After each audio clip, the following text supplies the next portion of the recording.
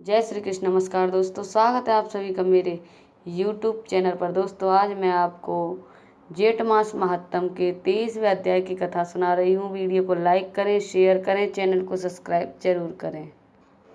स्कंद जी ऋषियों से कहने लगे कि हे ऋषियों, श्री वेद व्यास जी राजा युधिष्ठिर से बोले कि हे राजन, अब हम जेठ श्रेष्ठ स्त्रियां का महाभाग्य वर्णन कहते हैं। राजकन्या सावित्री ने जिस तरह समस्त वस्तुओं को प्राप्त किया उसको आप श्रवण करें। मद्र देश में परम धार्मिक राजा था। वह ब्राह्मण एवं शरणगत का रक्षक, सत्य प्रतिज्ञ, जितेंद्रिय, यज्ञ करने वाला, दान पति, शूरवीर और पुरवासी तथा देशवासी जनों का प्रिय था। समस्त प्राणियों के हित में रत, प्रत्युषर, औषपति नाम से विख्यात था। राजा दश अक्षयपति, क्षमाशील, सत्य वक्ता, जितेंद्रिय और सत्ताहीन था। अधिक स्वस्थता हो जाने पर उसको संतान न हुई। राजा अश्वपति ने संतान के लिए नियम ग्रहण का समय पर पवित्र भोजन, ब्रह्मचर्य व्रत का पालन, इंद्रिय निग्रह कर 1,00,000 आहुति सावित्री मन से देकर षष्ठ काल से अमित इच्छा पूर्व भोजन करता था। इसी तरह नियम पालन करते करते राजा अश्वपति को 18 वर्ष हो गए। 18 वर्ष पूर्ण होने पर सावित्री जी ने प्रसन्न हुई और अग्निहोत्र से प्रकट होकर रूपवती सावित्री ने राजा को दर्शन दिए। राजा अश्वपति को वर देने के लिए सावित्री देवी बोली कि हे राजन, तुम्हारे ब्रह्मचर्य, शुद्धता, नियम, इंद्रिय दमन, सर्वास्तम समर्पण और भक्त से मैं अति प्रसन्न हुई हूँ। हे मद्रराज, हे अश्वपति, तुम मुझसे इच्छा पर मांगो। तुमने धर्म के विषय में किसी प्रकार का कुछ भी नहीं प्रमाद किया है। और राजा अश्वपति बोले कि हे देवी, मैंने धर्म प्रति इच्छा से संतान के लिए ही सब कुछ किया है। आप मुझे कल को पवित्र करने वाले बहुत से पुत्र देवे। हे देवी, यदि आप मुझ पर प्रसन्न हैं तो मैं आपसे एक कामना चाहता हूँ। हे देवी, मुझको ब्राह्मणों ने कहा था कि संतान होना श्रेष्ठ धर्म है।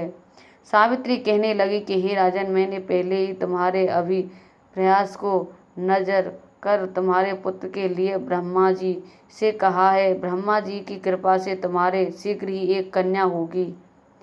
अब इस विषय में तुम मुझसे कुछ नहीं कहना। मैं ब्रह्मा जी की आज्ञा से प्रसन्न होकर तुमसे कहती हूँ। सावित्री के वचनों को सुनकर राजा अश्वपति कहने लगे कि हे देवी, जो कुछ ब्रह्मा जी ने कहा है वह मुझे स्वीकार है। यह कहकर वह पुण्य सावित्री देवी को राजा ने प्रसन्न किया। तब सावित्री देवी ने कहा कि हे राजन, यह शीघ्र होगा। और ऐसा कहकर सावित्री देवी अंतर्ध्यान हो राजा अश्वपति पुनः अपने घर वापस आ गया और राजा राज सिंहासन पर बैठकर प्रसन्न पूर्वक मन से धर्म पूर्वक अपनी प्रजा का पालन करने लगा। कुछ समय बीतने पर व्रत में तत्पर राजा अश्वपति की धर्मचरणी गर्भवती हुई और उसका गर्भ आकाश में शुक्ल पक्ष के चंद्रमा की तरह बढ़ने लगा।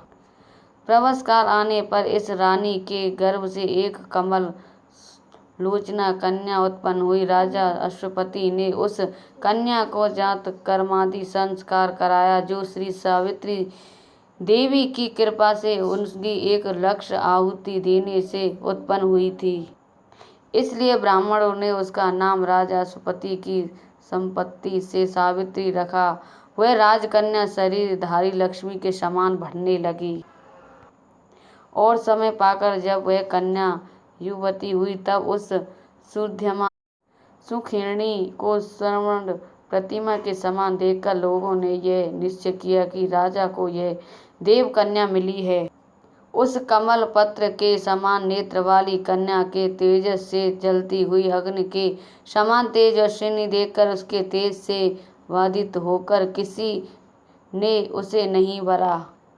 तदंतर कन्या ने उपवास कर सिर से स्नान किया और देवता के समीप जाकर विधि पूर्वक अग्नि में आहुति दी। ब्राह्मणों से प्रवचन कराया और प्रसन्न चित्त उन महात्माओं ब्राह्मणों को पूजन किया।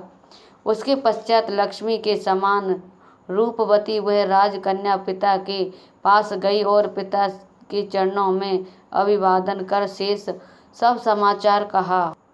वह वर सोहा राजकन्या हाथ जोड़कर राजा के पास खड़ी हो गई। देव रूपमणि अपनी उस कन्या को राजा युवावस्था में देखकर उस कन्या को, जिस कन्या को कोई भी न वरता हो, ऐसी अवस्था विचार कर राजा अवसपति अपनी दुखित होकर अपनी कन्या से बोला कि हे पुत्री, यह तुम्हारे दान का समय है, परंतु तुमको कोई नहीं मांगता, इसलिए तुम स्वयं अपने गुणों के समान पति की भी खोज करो, और यदि कोई प्रसिद्ध पुरुष हो तो मुझसे कहो, फिर विचार कर हम तुम्हारा कन्यादान कर देंगे।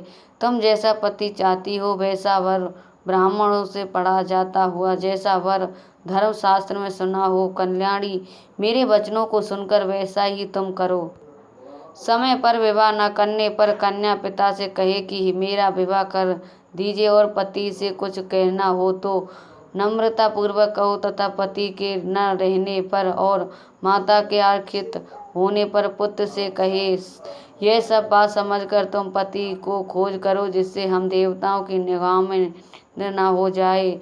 स्कंद जी कहने लगे कि ऋषियों, इस प्रकार राजा अश्वपति ने अपनी कन्या और राजमंत्रियों से प्रिय वचन कहे। राजमंत्रियों को कन्या के साथ जाने की आज्ञा दी। इसके पश्चात वह तेजस्वी राजकन्या लज्जित होकर पिता के चरणों में नमस्कार कर बिना विचार ही पिता की आज्ञा मानकर रथ पर सवार होकर वृद्ध मंत्रियों के सहित अपने घर से पति की खोज में चली।